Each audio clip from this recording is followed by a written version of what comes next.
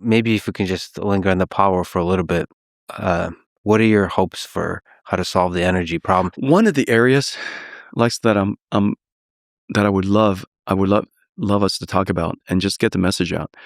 You know, um, our our our power grid is designed for the worst case condition with some margin.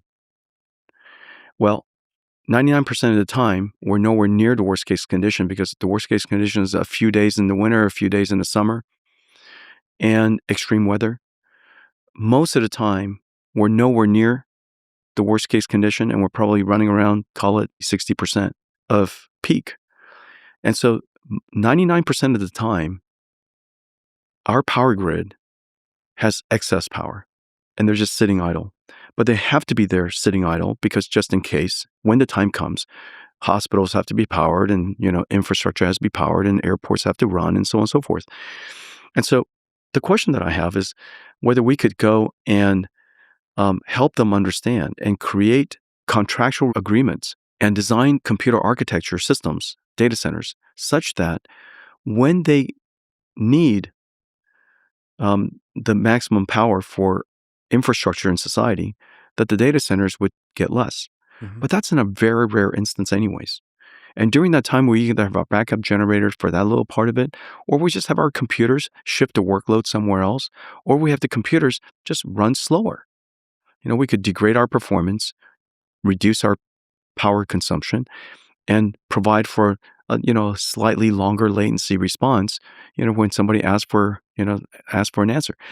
And so I think that way of using computers, of building data centers, instead of expecting 100% uptime and these contracts that are really, really quite rigorous, it's putting a lot of pressure on the grid to be able to, now they're going to have to increase from their maximum.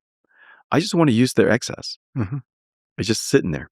Yeah, that's not talked about enough. So what's stopping there? Is it regulation? Is it bureaucracy? I think it's a throughway problem. It starts with the end customer. The end customer puts requirements on the data centers that they can never not be available. Okay, so that the end customer expects perfection. Now, in order to deliver that perfection, you need a combination of backup generators and your grid power supplier to deliver on perfection.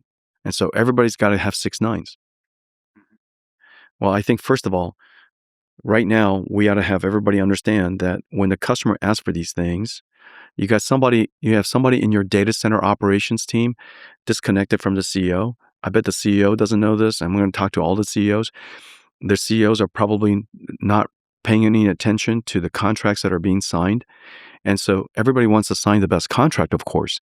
And they go down to the cloud service providers and the two contract negotiators that are, I could just see them now, Mm-hmm. Negotiating these multi-year contracts.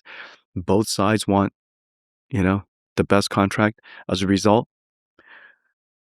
the CSPs then have to go down to the utilities and they expect the 6 nines.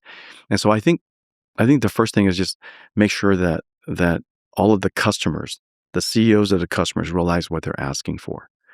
Now, the second thing is we have to build data centers that gracefully degrade.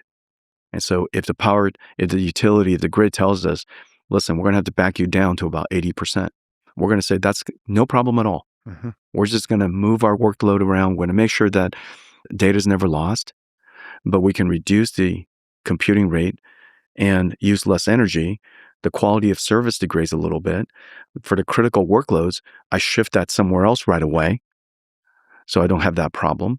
And so, whichever data center still has 100% uptime. And so, How difficult of an engineering problem is that, the smart dynamic allocation of power in the data center? as soon as you could specify, you could engineer it. Beautifully put. So long as it obeys the laws of physics on first principles, I think we're good. What was the third thing you were mentioning? So the second thing is the data centers. And the third thing is we need the utilities to also recognize that this is an opportunity. And instead of saying, look, it's going to take me 5 years to increase my grid capability, if you're willing to take power of this level of guarantee, I can make them available for you next month and at this price.